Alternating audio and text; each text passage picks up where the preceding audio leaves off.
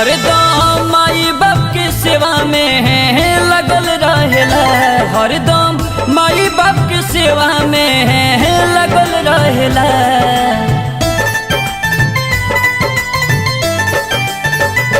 हरदम माई बाप के सेवा में लगल रहेला, हरदम माई बाप के सेवा में लगल रहेला।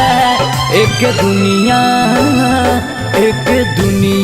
पागल कहला, हाँ एक दुनिया पागल कहला।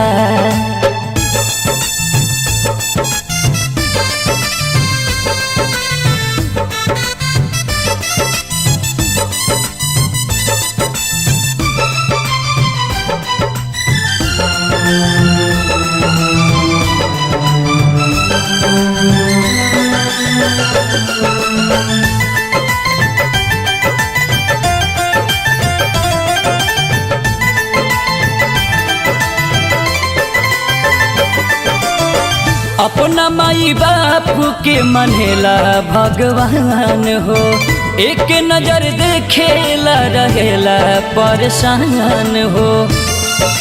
हाँ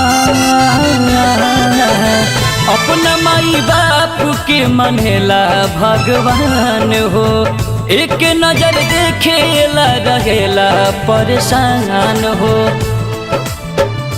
डटी है पापा के डर से भगल रहेला, डटी है पापा के डर से भगल रहेला।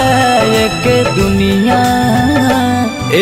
दुनिया पागल कहला, हाँ एक दुनिया पागल कहला।